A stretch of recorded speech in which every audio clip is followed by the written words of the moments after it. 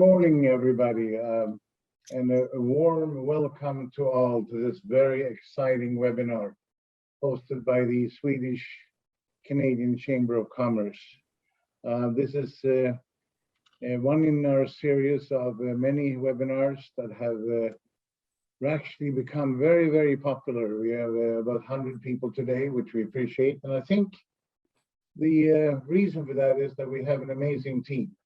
We have our Fast Track Project 2022 team with Marie, Adam, Artem, and Victoria. Done a great job, and they have invited some amazing speakers that you're going to meet in a few minutes. And I think thanks to that and the credibility those speakers have, we have the audience that we have, because people want to listen and see what we have to say. And this is, I think, our number 3 or number 4 webinar. And if you missed any of our previous ones, I believe that you go on our website and find it on our YouTube channel if you want to refresh your memory. So this is really something very special for us that we can continue. Today we also have our Honourable Ambassador, Ahlin, with us. He had some technical difficulties. We're going to see if they are sorted out. And Adam will make the proper introductions. So I just want to welcome you all on behalf of the Swedish-Canadian Chamber of Commerce and our Fast Track team. I'm glad that you invest this hour in our very, very important topics. And today is, of course, the fossil-free, hydrogen fossil-free future for Canada, how Sweden and Canada can work together to accelerate the hydrogen future. So without further ado, we have a very hardworking and knowledgeable director, Adam, who can't wait to get started. So I'm going to hand it over to Adam and want you all to enjoy the next 60 minutes. Thank you very much. Enjoy. Adam? Thank you very much, Len. And thank you one and all, whether you're joining from the east coast of Sweden in Stockholm or the west coast of Canada, Vancouver, as the hydrogen hub for the country. Whether this is your first time joining the Fast Track meetings, or if you're a regular here, we thank you just the same. As the name implies, Fast Track mission is to accelerate Canada's and Sweden's mission to the low carbon future. And both countries have some pretty significant targets and goals. That's for sure. The commitments are very, very clear. I don't know about you, but over the last couple of years, hydrogen has really been on the agenda, probably more than I've seen in the last 20 years, and for good reason. Its ability to help decarbonize industry, whether that is the steel industry, the cement industry, aerospace, transport, or mobility, it shows amazing promise. And we want to help instigate and accelerate our actions and activities to create the plans and policies that are necessary to help us reach those goals. Before we get started, I wanted to give a shout out to our proud sponsors of this event.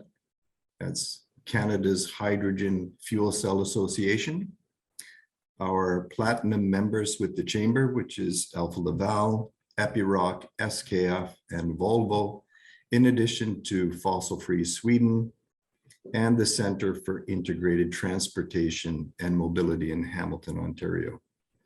I'd also like to thank a lot of our sustainability partners and supporters in these Fast Track events, thinking about Sustainability Advantage, thinking about Sustainability Leadership, TAF, the Clean Air Partnership, and many, many more. So now to our presenters, that I'm very grateful that you've carved out time for this important subject to help move us forward. Some very simple housekeeping rules when it comes to the Fast Track events. We have a very difficult time managing the 60 minutes because there's a lot of content, a lot of questions, a lot of comments. Because we are recording the event, please make use of the chat, put in your questions and comments there. The presenters, after they've finished presenting, will answer questions. We will then forward and mail out a copy and a link to the recording where you can find all your answers and information. If you have any questions, obviously reach out to the Swedish-Canadian Chamber and we'll help you get connected. That's why we exist. It's about connectivity. It's about relationships to make things happen faster. These are exciting times, challenging for sure, but very, very exciting. So without any further ado, I would like to introduce our speakers. It's my pleasure to introduce our ambassador of Sweden to Canada, the Honourable Ahlin. He will kick off the event, followed by Svante Axelsson, who is the CEO of Fossil Free Sweden, who has a lot of very interesting and exciting information to share on our transition to the low carbon future. Mark Kirby, sitting in Vancouver, President and CEO of Canada's Hydrogen Fuel Cell Association and co-chair of Canada's Hydrogen Hub initiative. And last but not least, our very own, from Hamilton perspective anyway, Richard Dunda, the Director for the Center of Integrated Transportation and Mobility out of the Innovation Factory in Hamilton. Mark, I hate to put you on the spot, but we need to check the technical issues here. And I'm going to ask you to kick us off, please, from a Canadian perspective. You must be seeing a huge change in the agenda when it comes to hydrogen on all fronts over the last few years. If anybody's connected with anything that has to do with sustainability and the future mapping of Canada's desired future state, then you must be a very, very busy person right now. Well, thank you very much, Adam. And it is indeed a pleasure to be here today. I'd like to acknowledge the Swedish-Canadian Chamber of Commerce and the work you're doing to build those business relationships between Canada and Sweden. It's much appreciated. My members are very interested to expand their trade relationships internationally.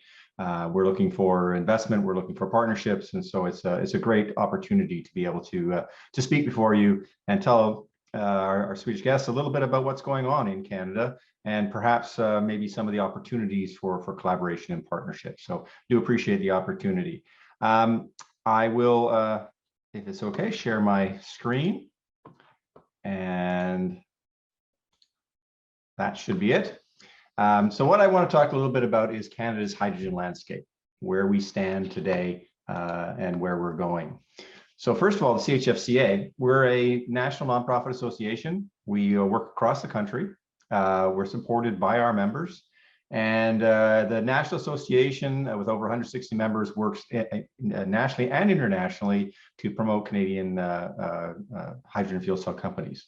But we've also found that you need local boots on the ground. So as we move into the commercialization stage, we're also establishing branches and partnerships right across the country to do that local communication, that local project development, that local business-to-business connection. So we have branches in BC, establishing in Alberta, in Ontario, Quebec, and partnered with the Maritimes. And that's a big benefit to our members to be able to have that local presence and voice. Our members, you'll probably recognize a lot of these companies. They're international companies, but there's also a lot of Canadian tech startups and Canadian leaders in this sector who are developing the next generation of hydrogen and fuel cell technology and are looking for markets, looking for partnerships, looking for suppliers, looking for raw materials. So whatever it is, they are focused on on trading around the world. Our objective as an association is to help them, to help leverage that membership to engage stakeholders, whether that's government, whether that's industry, whether that's the public, to inform people about the opportunity for hydrogen and what the Canadian sector can offer, and of course to grow the sector, to get projects underway, to actually get things going, and get investments happening to help us in our transition to a net zero future. To help in that, we set up committees in government relations, communications, strategy implementation, and an academic committee that is really focused on skills development. What do we need to transition to the clean hydrogen future?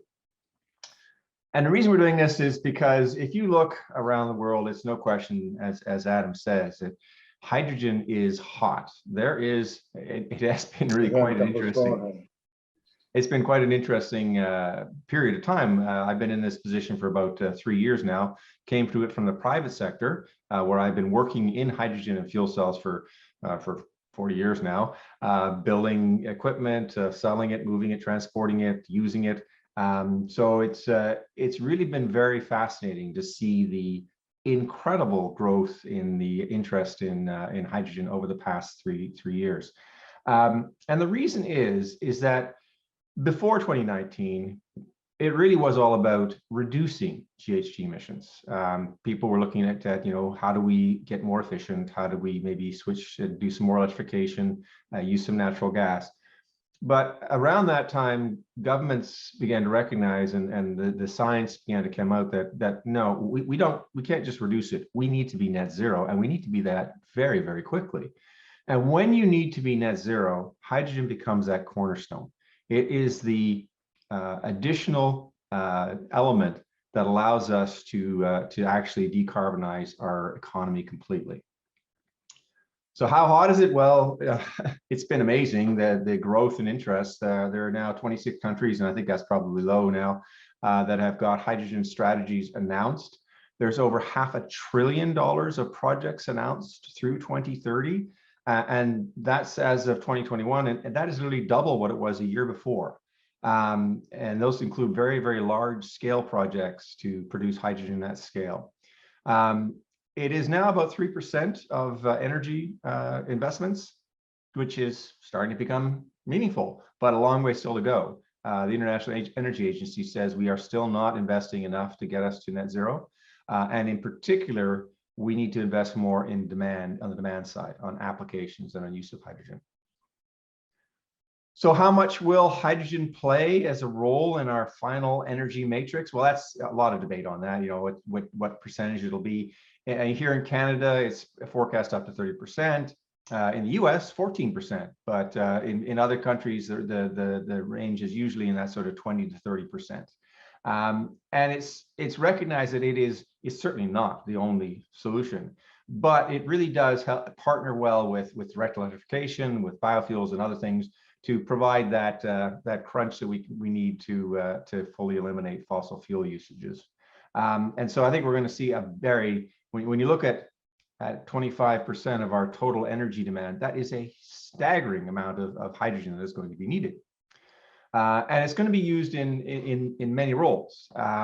This is the benefit of hydrogen, is it can be used to decarbonize some challenging areas. So it can be used as a feedstock in production of steel, chemicals, fertilizers. And if you use clean hydrogen, then you're lowering the carbon intensity significantly of those raw materials.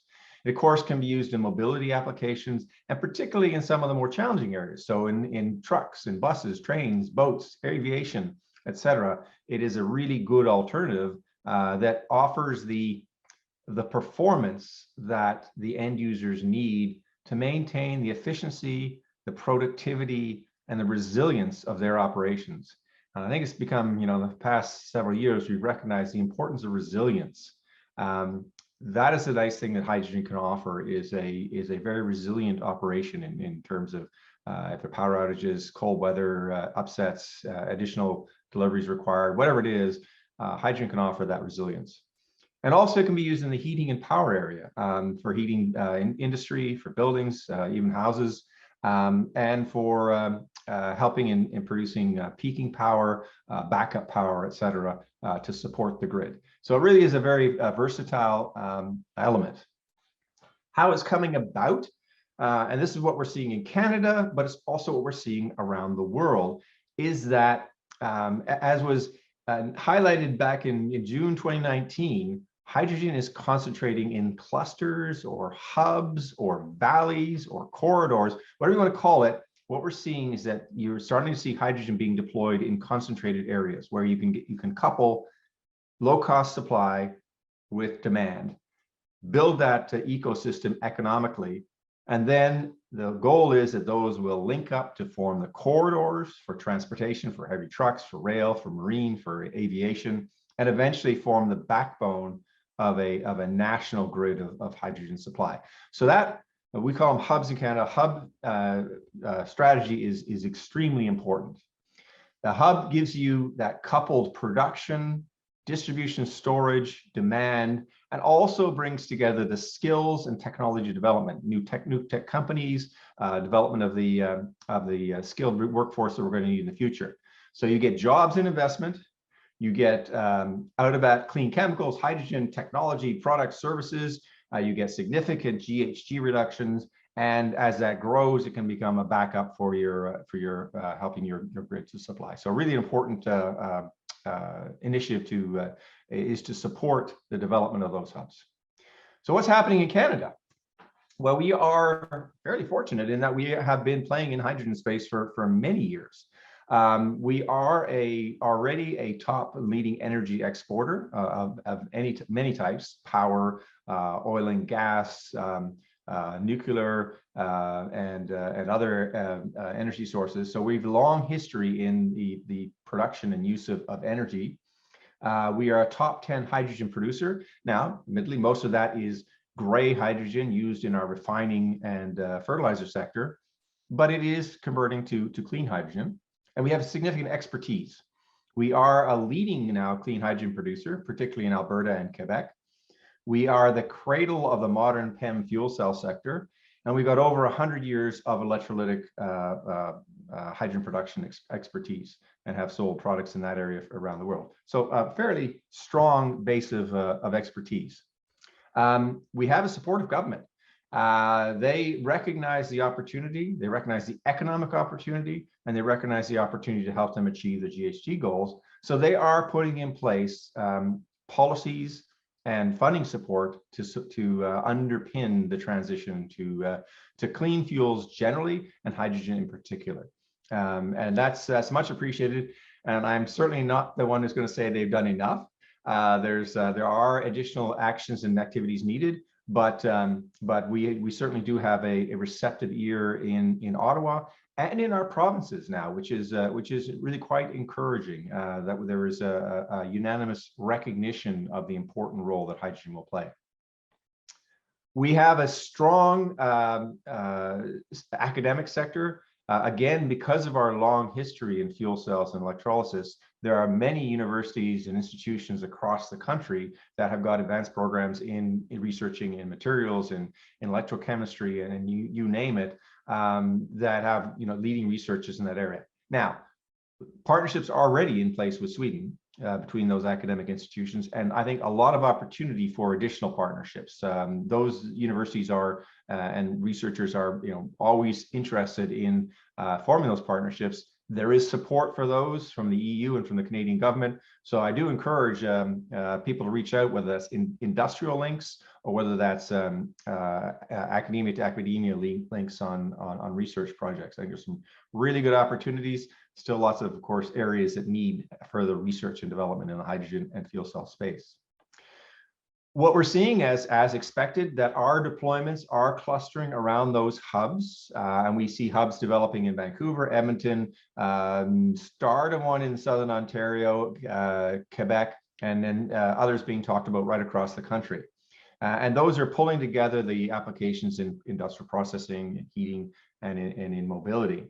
An example, and probably one of the premier hubs in the world, is in Edmonton, Alberta. And due to over a decade of investments by our federal and provincial government there, over $1.4 billion, there's now an established CO2 pipeline, carbon capture and sequestration that is in place and operating cost effectively, and now allows the production of the cheapest clean hydrogen in the world. It's less than $2 a kilogram in the pipeline. Now that is a magnet that is doing what we expect. It's attracting industrial processing applications, chemical refining, ammonia for export. There's a blending projects moving forward, power generation, and of course, mobility. So it really is doing the thing it needs to do. And there have been announced 3 major projects to produce more hydrogen, taking advantage of that infrastructure, all multi-billion-dollar projects. And the hydrogen production capacity in this location is going to go, clean hydrogen production capacity is going to go from over 100,000 tons a year now to be more than trebled over the next few years. So that's a very exciting example of what a hub development can do. Now, you'll notice from my conversations that in Canada, we are agnostic on, we celebrate hydrogen diversity.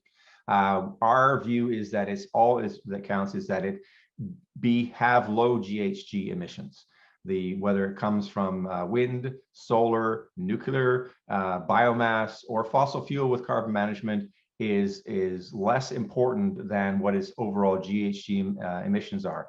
And what's also important is the cost, availability, and ability to scale that, because we do need a lot of hydrogen. Now, that means that in Canada, we are seeing hydrogen clustering around different sources of energy. We have a very strong energy base in Canada: wind, solar, hydro, biomass, nuclear, and fossil fuel. And what we're seeing is in Quebec and in Ontario, we're seeing that hydrogen production, or clean hydrogen production, clustered around the hydro resources. Same in BC. And then in Alberta, we're seeing it concentrating around the fossil fuel and the sequestration capacity that is in that area. And that is expanding into Northern Ontario, or sorry, probably into Northern BC, Saskatchewan, and we anticipate actually into Ontario as well. So there's we have the advantage that we have a number of pathways we can use to go to clean hydrogen. We also have expertise as a result in that clean hydrogen production technology. So we have electrolyzers. So we have a cluster of that, over 100 years of experience, centered around the Stewart family, who are still active in the electrolyzer business. And we have leading companies that sell products around the world. But also we have expertise in pyrolysis, which is an ability to take natural gas and crack it to make hydrogen and elemental carbon, not releasing any CO2 into the atmosphere. We have a number of companies working on that technology. We have bio-derived hydrogen. We have purification technologies, because all of these technologies require the 5/9 purity. And we have, on the fossil fuel side, extensive experience in technologies for carbon capture, utilization, and storage, including some leading projects in many years' experiences in sequestering millions of tons of CO2 over the years. And that is available as well for international use. So some of the renewable, I know that in Sweden there's a lot of interest in renewable hydrogen production, and we do have a lot of projects going forward in this area. So operating projects, we have the world's largest PEM electrolyzer in Bécancour, Quebec, producing hydrogen for the merchant market. And we have many other projects planned. And I think I'm getting close to the end of my time, so I'm going to speed it up here a little bit, Adam, as I think you'll nod at me for that. We have, as a result of our natural resources, a really interesting potential to combine our largely untapped wind resource, particularly on the East Coast, offshore and onshore in Quebec and the Maritimes, with our very large existing hydro capacity to provide the low cost and stable operations, smoothed operation that is needed for low cost electrolyzer production. And that is attracting a lot of interest. We have a partnership already in place with Germany to expand and explore that. And we're looking to see what we can do to do that. Now, I recognize we're probably going to be in competition with Sweden on that, but largely, we need to both work together to see how we can grow these resources. Similar on our West Coast. So that's an interesting area that I think there's opportunities for collaboration, projects, investment opportunities, et cetera. We are, of course, known for being a center of PEM fuel cell expertise with leading companies like Ballard, Cummins, Loop, Unilia, et cetera. But they're just the tip of the iceberg. There are many others that are working on technology, on parts, components, materials, et cetera, for that area. It's a really strong resource centered in Vancouver, but really extending right across the country now. And these companies work around the world. Their sales are ramping. We're really seeing that, as we call, hockey stick curve. As in both our countries, we work that way. So it really is seeing a rapid growth. And of course, we sell products right around the world, partner with companies in many locations to help them incorporate hydrogen and fuel cell technology into their products and services. That international expertise is a strength. We're used to working internationally on research projects. Our people are experienced in doing that, and that is an asset. And so I think there's a lot of opportunity for collaboration, government to government research, obviously, and I know Adam's near and dear to Adam, in decarbonizing our steel sector. There's close to $1 billion has been allocated by the federal and provincial government to decarbonize the ArcelorMittal mill in Hamilton, and a very exciting project there to move that forward, which at its phase 2 will require about 500 tons a day of hydrogen. It's about 1.4 gigawatts if it's made electrolytically. So there's a lot of planning needed to start getting the hydrogen supply in place for that steel mill, and it won't come from the local Ontario Hydro. Those are going to be dedicated projects to produce the hydrogen required for that operation, and many other areas. In particular, Canada needs, we don't have OEMs. We need buses, we need trucks, we need cars. And so we're really interested in partnerships to bring those products over to Canada. We're putting in place the infrastructure for that, and we'd like to see more deployments happening of the vehicles in Canada. So I think there's a really interesting opportunity for two-way trade and development in between Canada and Sweden. And I encourage folks to reach out. There's information here which will be circulated, and please do reach out to us. Is what we like to do is make those connections. With that, I will pause. Mark, thank you very much. This is very, very exciting. Canada is indeed a powerhouse and has its well-earned bragging rights over all these years. You can't help but feeling a little bit of sweet revenge, I believe, because there's a genuine hockey stick of growth when it comes to hydrogen for good reasons. We used to joke in the industry that fuel cells are has been the next best thing for the last 30 years. Right. Yeah. Now they are. So there's a lot of playing room here as we transition. I want to mention the good work of Transition Accelerator is managing this huge exercise in change management to get to enabling the opportunities that we stand in front of. So thank you very, very much, Mark. Thank you, Adam. I Appreciated. appreciate the opportunity. Back now. I'm going to ask that Mr. Ambassador Urban Ahlin take the stage, please. And Mr. Ambassador, please. I don't know how much of this you caught, but this is a great opportunity for Canada and Sweden to work closer together. Thank you very much, Adam. Yeah, I actually caught most of it because we had trouble in the beginning to join the session, but I only missed a few minutes in the beginning. So thank you very much, and thank you very much, Mark, for a wonderful presentation. I just want to say that how happy I am that you are organizing this event. As you know, Sweden is very much fighting in the world for making more countries interested in having zero net emissions. And we know that we are working hand in hand with Canada in many aspects. And I just wanted to lay out, the views from Sweden, that we really struggle hard to be a zero net emission country from 2045. And we want to decrease, the emissions from domestic transport to 2030 with 70% compared to what it was in 2010. And I think we have the same challenges there as Sweden and Canada. And as a former politician, I would like to highlight also that Sweden has a climate policy framework that was decided in the Swedish Parliament in 2017, where we outline in a broad political majority how Sweden should be and could be the first fossil-free welfare state in the world. So we are really much engaged in this, and we are very happy to go arm in arm with Canada. And of course, hydrogen plays a role in this transformation. And I'm also extremely happy that you have our national coordinator, Svante Axelsson, with you.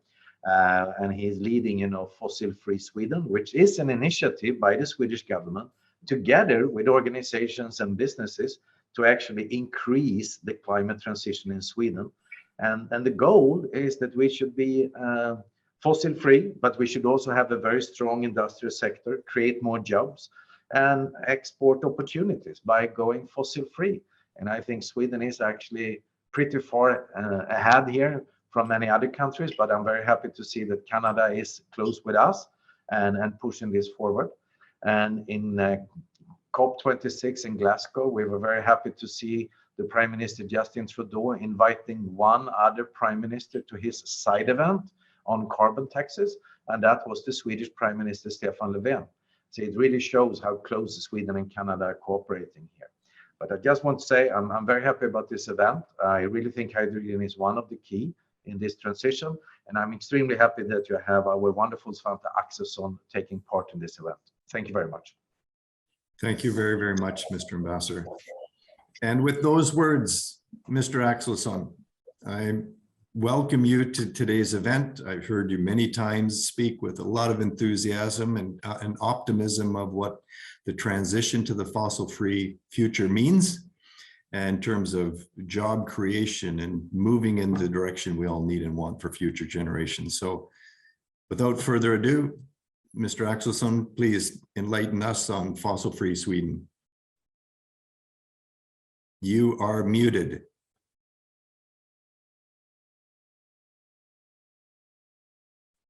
Yes, do you hear me now? Yes, we do. Yes. Thank you. Thanks for being invited to this meeting. And I will very briefly give a picture of what we are doing in this fossil-free initiative. And I think we can collaborate, Canada and Sweden together, and to step up and to reduce the emissions much faster. And I think we have a good history and a good track record in Sweden. And the first picture, as you see there, we have increased our GDP by 86% and reduced our CO2 emissions by 29%. Svante, you have to share your screen at the bottom. Okay, I can't do that because I'm sitting in a mobile phone now. So Okay. we have sent the pictures to someone there. Well, you know what? I will do that on your behalf. So, but you don't see what I see. So. But I have my pictures in front of me, so I can. Okay, you just tell me where to click, and I'll be happy. So the first, to do that. I'm still. The first picture is about fossil-free Sweden. Yes. Yeah. Yes, I see it now. Thanks. And the next one was this figure that you see that we have reduced our emissions and the welfare is increasing, and the GDP is increasing as well. So we have a good track record, and people, I think, in the street believe that it's not so painful to be fossil-free. And that's a very good starting point, because now we are trying to change our mindsets and see how we can step up and be the first fossil-free welfare nation, as we heard. And we have good conditions because the price on electricity is going down in the long perspective. And as we see on the next picture, we see the price of solar, of wind, offshore wind, and we see that we can increase our production of renewables. So the next picture is showing that. It's not Perhaps, moving. I'm sorry to say. I will work on this to get it Yeah. to move. But it's the message here is the renewable is cheap, and that's why also hydrogen will become cheap. There's a picture. Fine. So I mean, that is the main course that we can see a positive transition, because the price on electricity is going down. And we have, as you know, already fossil-free electricity, but we increase now the wind on land and offshore to make this hydrogen revolution. And it depends on the low price on wind. And we believe that the learning curve of electrolyzers is going down. So we think that this green hydrogen was as cheap as blue already 2030 or before that. So we are really strong in that mission that we can produce very cheap hydrogen in Sweden. The next picture is about the industrial sectors and what we now talk about in Sweden. And I mean, we have changed the mindset. and not talk so very much about burdens and costs and all that we used to talk about in the negotiation process. We have another language, and some of the leaders was in Glasgow and talked how they want to speed up the tempo to increase the competitiveness, not the opposite. So that's I think the most important thing, because when we have strong leaders from industrial sectors, the politicians will become brave and take much stronger decisions. So we have the environmental movement and industrial leaders on the same side. And we have some examples here. We have the next picture. This is the first fossil-free steel that we got the last year by hydrogen. And then they want to be totally fossil-free in this SSAB already 2030. The first target was 2045. But now they can see that possibilities has increased and the willingness to pay has increased. The consumer is already there, even if it's costly by more like 25% more expensive. And we have also this new battery factory, Gigafactory, with Peter Karlsson. And now we will have the second one of Gigafactory in Sweden. And Volvo Cars want to be part of this evolution and will sell only electric cars 2030. So, I mean, this is just examples of leaders that say it's good for Sweden to step up. It's good for the competitiveness. It's good for the job and the growth. And I think that is rather unique that we have this story together, these different actors. The unions is supporting the climate policies because we increase the competitiveness and the growth. So we have different industrial projects just now. And I think that's also very interesting because we need that all people in Sweden needs to be a winner of this transition.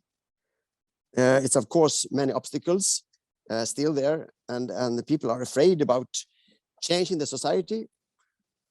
People in the world are more or less more afraid about changing the society rather than the climate, are afraid about the climate change. Can you hear me still? Absolutely, but I'm having difficult time trading the next slide, Svante. That's the problem. Yeah.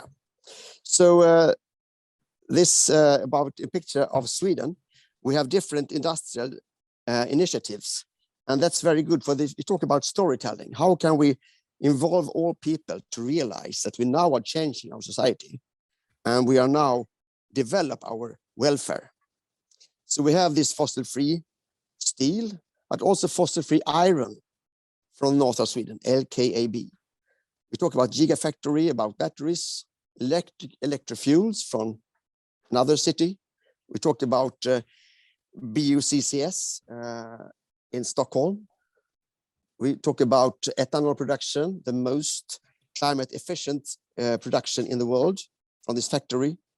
We talk about the climate neutral cement. We talk about circularity in when we produce textiles, biorefineries, and we have regulation in Sweden to which are a reduction law, how we put more renewables into gasoline and diesel, and also circularity when we talk about plastics, plastic refineries, and also the electricity of trucks and cars, of course. So this is some examples of what we are doing now. And this is also concrete examples from these roadmaps. We have produced 22 roadmaps for fossil-free competitiveness. This was a starting point in this initiative. And I'm a national coordinator, so it's what my first task to invite different sectors to produce their own story.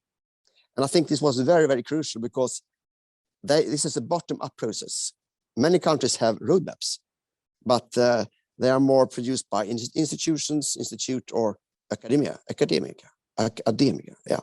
So now we have produced their own roadmaps, and they own it and they want to develop it. And it has been very successful because now they see the possibilities. And also, as we said, we need two for a tango, or perhaps we need a square dance because we different actors need to support this transition. The public procurements is one very important example. Otherwise, we can't see that these industrial sectors can really change to be fossil free. So you can say these roadmaps invite different actors to support the transition. And we have also different targets, as you see perhaps on the picture. There we have fossil-free from the agriculture sector. We have reductions by 50% from the construction sector. We have fossil-free domestic aviation, and we have also fossil-free steel, as I said, already 2030. So we have many targets to 2030 that shows that this is really action now, and they can increase the competitiveness. Hydrogen is, of course, an enabler in this perspective, and we have many different applications. But it's interesting to see that we don't talk so much about hydrogen for 3-4 years ago. It's the last 2 years, we can say, we have a really boost about this enabler. And as you know, we have, of course, this very fossil-free electricity, and the price is normally very low, and it's going to be lower over time because of these renewables and the price of offshore wind. And we can see here on the next picture how this price is going down, as I said in the beginning. So this is, of course, the most important thing, how we can produce electricity.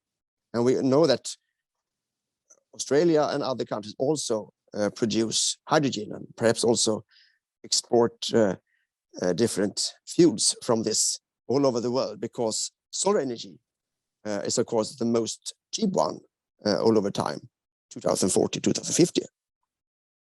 If you look at this application, I think you know much about this, but it's also interesting to see when we develop this biorefineries, they need a lot of hydrogen, green hydrogen, and they need more hydrogen when they produce biofuels compared to fossil fuels. The transport sector is, of course, electrification, but also fuel cells, of course, when you talk about lorries and trucks. We talk about, of course, electric fuels, and also agriculture sector, how we can produce fertilizers from this hydrogen. And then, of course, industrial applications, as we said, steel and iron. So there are a lot of applications. And when we talk about how we can use this hydrogen and how we can build up the infrastructure, we can see the next picture that we also have produced a new hydrogen strategy, and we have different targets. I think it's already too low. It was produced for 1 year ago, but we have new strategies from the state authority that we have increased our targets. So this issue is very, very, it's a very big interest in this solution. But we need to produce much more electricity. So we need more or less double our production of electricity. And it's, of course, a big debate in Sweden. How can we solve that? But it's not so difficult because we have a lot of land. We have a lot of areas close to us in the coast, from West Coast and East Coast. And we see that we have a great possibility to produce very cheap hydrogen from offshore wind. If you look at this map, as you see, we don't like and don't think we need to produce backbones strategies or infrastructure. We need more or less, we are starting by producing hydrogen in different clusters and then have pipelines in that area. But I don't think we want to be part of the European backbone at this time, because we have so many applications close to these different clusters. So that's our main strategy, to develop clusters and also produce pipelines among these areas.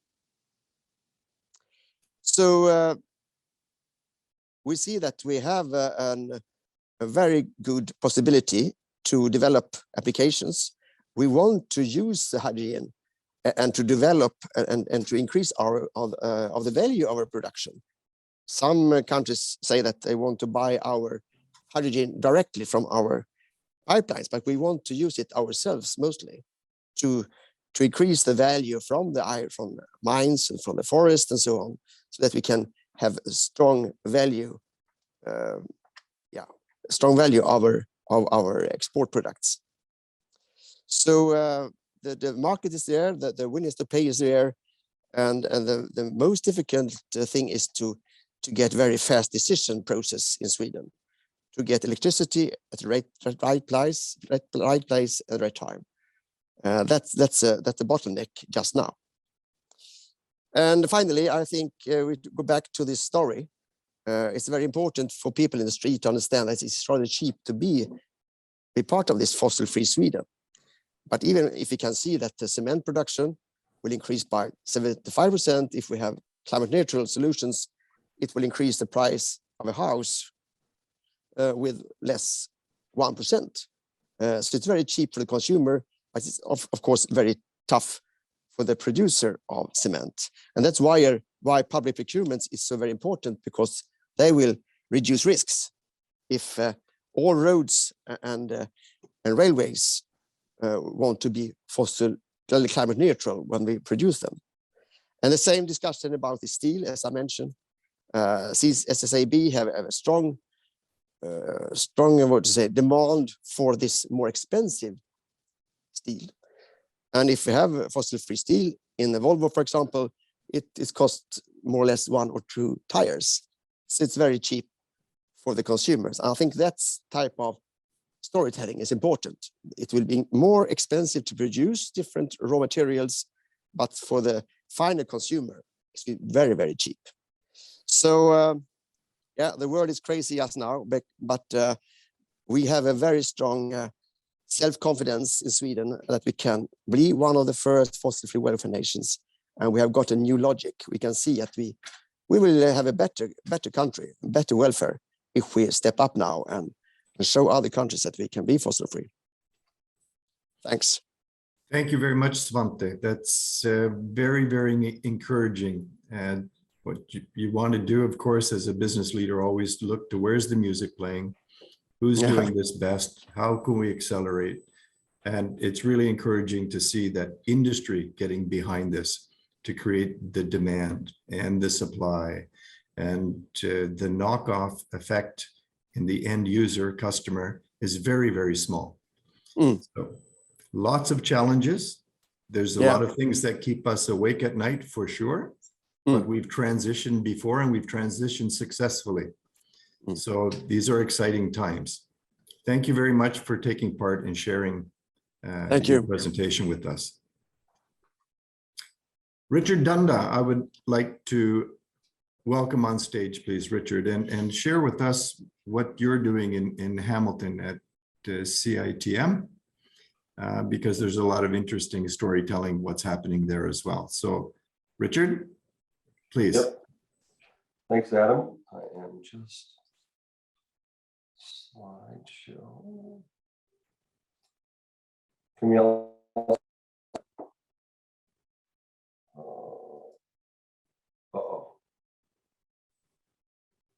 We can see that, Richard. That's good. Yep, perfect. All right. Thank you very much. And I am pleased to be with such an auspicious group. What we do at CITM is a little piece of transformation in transportation. So I'll share, like Mark did, I'll share a little bit about what CITM is. Our role is an accelerator of startups. Right, we find and grow small companies that are primarily located in Ontario with 2 areas of focus. For the last 4 years, we've been focused on smart, connected mobility and transportation. So that's in the digital space, right? And we have services and resources available to our clients that help them evolve that kind of technology. We are adding a pillar that deals with electrification of vehicles of all types. I'll talk a little bit about that more in a second. And in order to support those startups, we build an ecosystem of technology, industry, investment, academia, government, and other partners, including funding partners. Because startups need a lot of support in order to grow. And then we deliver a series of programs and resources to help get these startups off the ground. By the time they're ready for commercialization and scale, they don't need us anymore. and we move on to the next set of companies. Hamilton being where it is, and for those that don't know Hamilton, it's a multimodal transportation hub.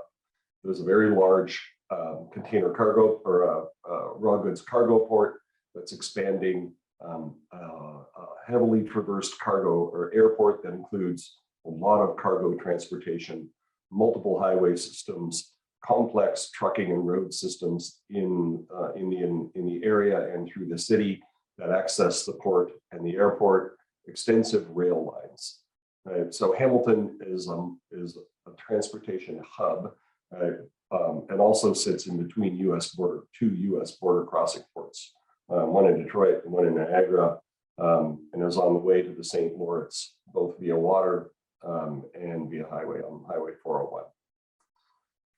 So with our focus on multimodal transportation, we really see client startups from 4 different sectors of the economy. Right? One typically is vehicles of all types. So anything from a scooter to a railway car. Advanced manufacturing and IoT, people are making things. Hamilton's a manufacturing area and hub and has expertise there. So we see clients from that area. Along the connected and automated transportation, we get clients that are working in communications, IT, and software. And now with the electrification and powertrain pillar, we see clients from the energy sector, whether that's on the vehicle or in the energy infrastructure. So we have a wealth of clients, and by a client, I mean startup companies, right, that come from all these areas and that develop technologies in one of really basically 5 areas. They're working on the vehicle, connected and automated vehicle systems or autonomous vehicle systems. They work on the infrastructure side for smart mobility infrastructure, transportation as a service, right? And on the powertrain side, vehicle electrification and alternative powertrain technology. And I'll talk a little bit about those today. And of course, the electric and hydrogen energy infrastructure to supply these new vehicle powertrains. Richard, excuse me for just 1 second. Can you put this on full screen mode so that we get the full effect? Is that possible? Is it not? I will try again.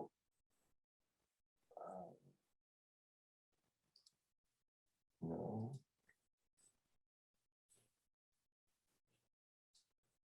How's that? Better? I don't see anything yet. Hang on. No, it's sort of the same. Hang on. Zoom just crashed a bit here. Let me try again. I didn't mean to interrupt it. We've been getting No, some questions in the audience. Let's try it this way. Zoom is hiccuping. How's that?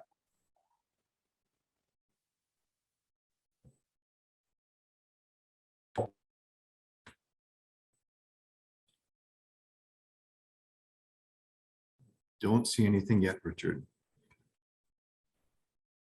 with your screen share.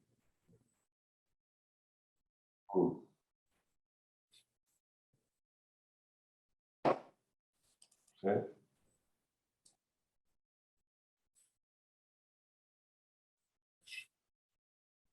Okay, it's loading right now. Okay, let's just work with this. I'll put on my glasses. How's that? That's fine. That's fine, Richard. Is that not big? It's okay. Okay.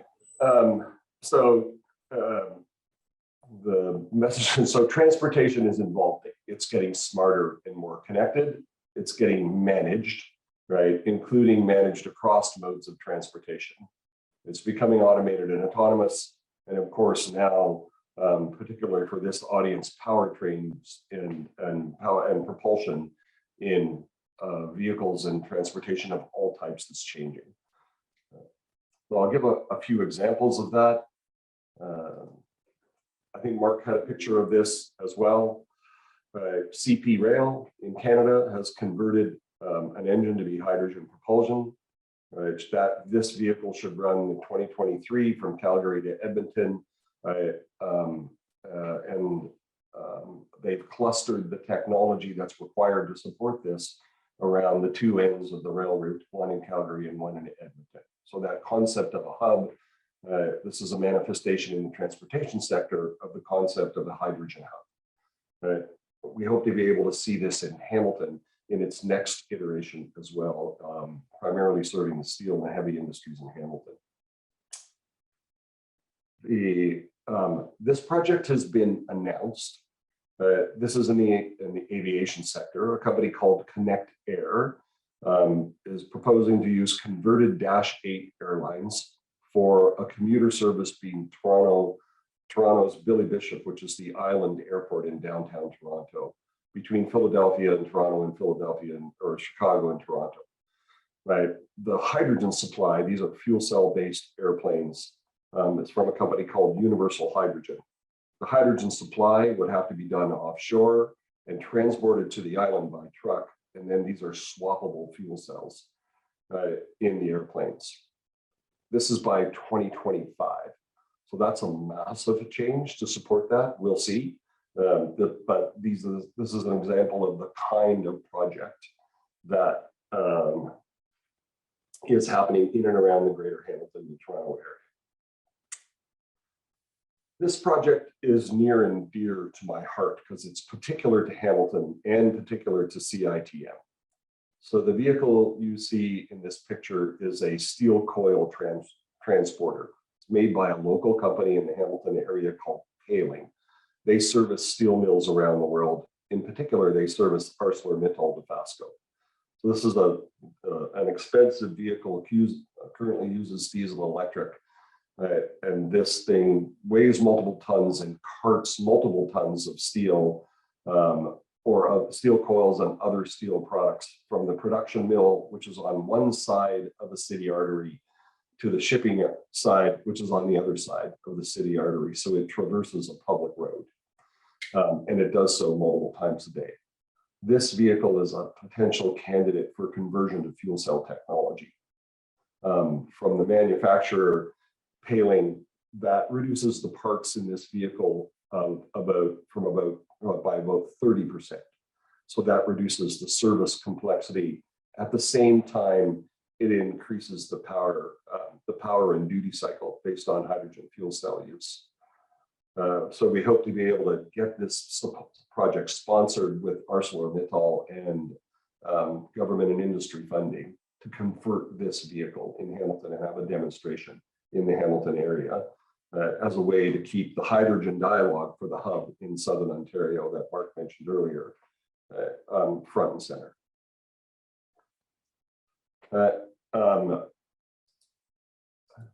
Talking about transportation in transformation in transportation wouldn't be complete without a bit of a discussion about electrification. So this is not a fuel cell example, but I'll give it as an example anyway. So as I mentioned, Hamilton is a busy cargo airport, right? Cargo from passenger planes, including baggage, right? But also there are multiple distribution centers, DHL, Amazon, Purlator, Cargojet, that ring the Hamilton airport, that service the Greater Toronto Hamilton Airport. So this device is from a company called Origo. It's an auto dolly. It replaces the typical tug system, right? And uses electrified cargo transporters, right? That are daisy chainable. They are self-propelled and self-driving and totally autonomous. So this kind of example for an airport environment or any light cargo moving environment, right, gives them the opportunity to reduce greenhouse gas emissions, improve efficiency, solve some pretty tricky labor problems because it's difficult to get labor that drives those tugs. So those are some examples of what the things that we see and the things that we work with at CITM, as well as the areas we work on. That's it. Thank you very much. Thank you, Richard. It's not difficult to get inspired. The future is certainly not the future of our parents or our grandparents. These are exciting times, and the evolving technologies are absolutely amazing. Yeah. And look at the time. This has never happened before. Something must have gone wrong. It's 12 o'clock. In summary, there are so many reasons to share stories and storytell and to connect as a key component to acceleration and planning, because without a plan, things don't happen.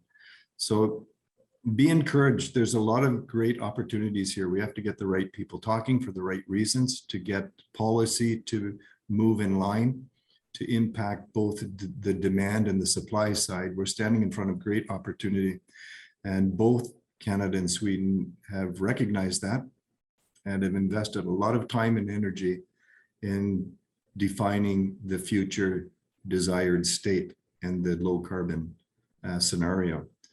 So again, a big thank you to all of our presenters today. Thank you, one and all, who have taken the time to participate in yet another fast track event. We are discussing future fast track events that include forestry, that include smart city planning, digitalization, all sorts of different topics that are in front of us and need to be and deserve to have added attention. Len, I'm going to hand over to you if you'd like to say a few final words before we close. Remember that we'll be sending out a link to the presentation. We will be answering questions in that link, in that presentation. So please write down any thoughts you might have before you log off. Len?